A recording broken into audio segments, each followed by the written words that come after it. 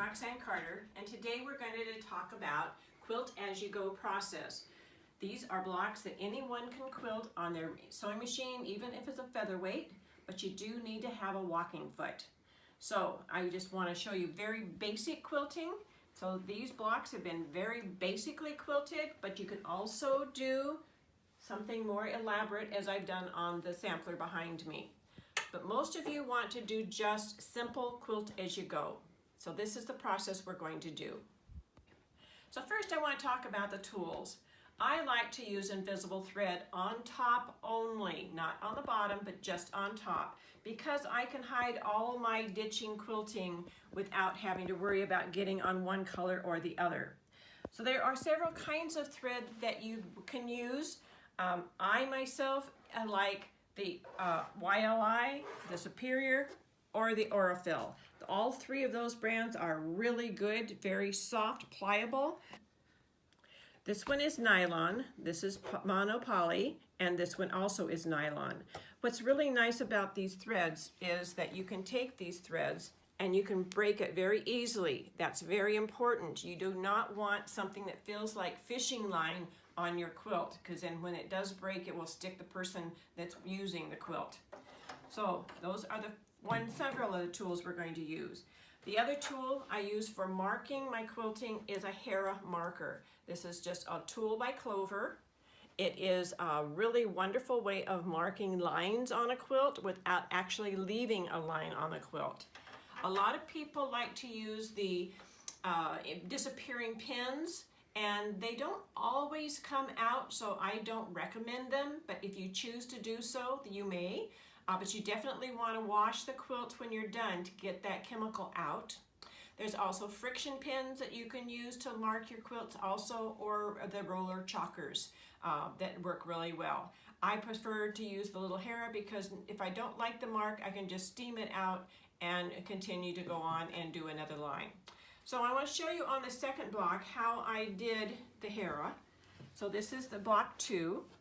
And what I did is I took my ruler and I laid the ruler so that it is 1 inch from the seam line there, and I just take and do an indentation up to the seam, and then I did another one on this side up to the seam, and I did that 3 times 1 inch apart with my ruler, and then I was able to sew right on those lines.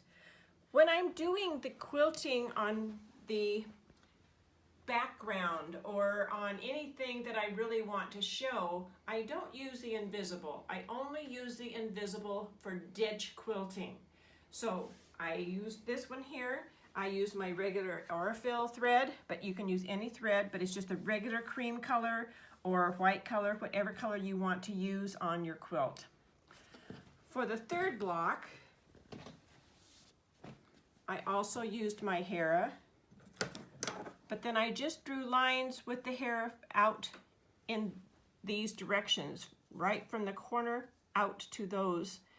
And then I used the matching color thread. I've got a purple thread on here to show that. I did use invisible thread for ditching between the blocks, going around the curves, and then I outlined each one of the shapes. If you don't do the quilt as you go, if you don't buttonhole stitch it down as you quilt it, then if you've already got them quilted, buttonhole stitched down, then I went around each of the units with invisible thread. When I did these lines here, I just used the width of my walking foot, and I just did those right along the edge of my walking foot so that you can see. You could also draw the line. You can take the ruler and put the ruler here and just kind of curve around an inch, half an inch away, all the way around, and that works really well too. But I use my walking foot, the width of my walking foot, for these lines here. The rule of thumb is that you should have quilting at least every 3 to 4 inches of your quilt. Nothing bigger than 3 or 4 inches unquilted. So that's kind of what I've always gone by. I did not quilt anything in the borders, but I did stitch along the outside edge to hold my layers together, again with the invisible thread, but you could use any thread because it's going to be covered by our sashing fabric. So I did just outline the outside edges as well. Okay, so our fabrics are the top fabric I cut 1 3/4 inch wide strips, and they're 21 inches long, so I gave myself a little bit of room to have something to have a little longer piece there. But you want to take these strips and you want to press them in half wrong side together so that the fold of the fabric is on the outside edge. So we're going to take these and we're going to place it right next to the outside edge of our quilted quilt top, our quilted block. Then we're going to take our backing fabric. So you can see the backing of mine is the little pansy print. So I have a 1 1/8 inch strip of that. Here it is. So that is going to go on the back of the block. So that is right here. I've already done this one just to have something just so I can show you how the process works. So the front is our 1 3/4 inch sashing fabric, and the back is the 1 1/8 inch backing fabric. We sew a 1/4 inch seam there, and then what we're going to do is we're going to take, and I'm going to show this with this other block. So I've already got these two sewn on. So we're going to take the backing strip only and put it to the next block.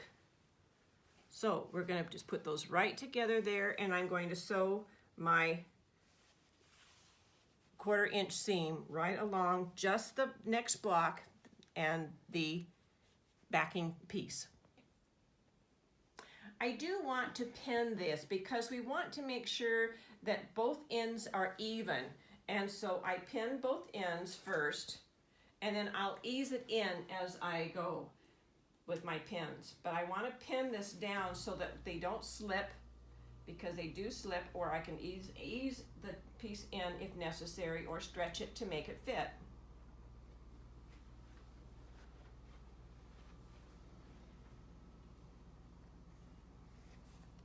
And then I'm going to sew this with my 1/4 inch walking foot. My walking foot with a 1/4 inch seam. There we go. Okay, so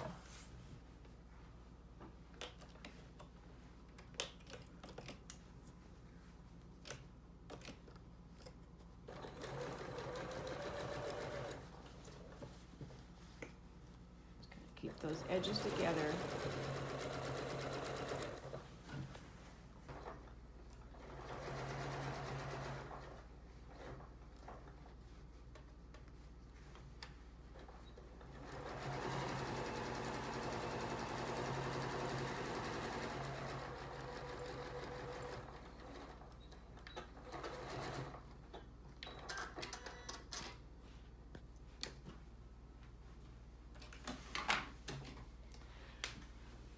Okay, now that we have done that, we can take this and we lay it down, and you can see that the pieces are butted right next to each other. Both of these are right next to each other all the way down, and then we can take this piece and fold it over and press it, and then top stitch down right along the outside edge with a matching colored thread.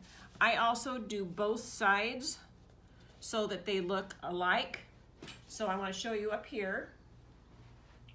You can see both sides I've stitched, whoops, right here, both sides where the blocks go together. That just makes it look more even. Okay, let's take a closer look at this. This is the seam that I just sewed right here. The backing fabric to the back of block 3, and then it's sewn to the, like this on the front. Now I'm going to lay the front block out and take a close-up look at this and see how the two seams are butted right into each other right there. And so then we'll take this piece and we just fold it right over and top stitch right along the outside edge. Now, if you feel more comfortable about hand appliquing that down, that's an option also. You could buttonhole stitch it down, but for me, it's just easier to just sew right along the outside edge with a matching colored thread. So this will be the same process we'll use as we sew the rows together too. This will be a longer strip. I did have to piece it, but it's okay. And so this is the same method that we use across the rows when we're sewing the rows together as we did for sewing the blocks together. So there is a different process for putting the borders on for the Quilt As You Go borders, but that will be in another video. And we want to thank you for joining along with our Quilt As You Go technique sampler for 2019.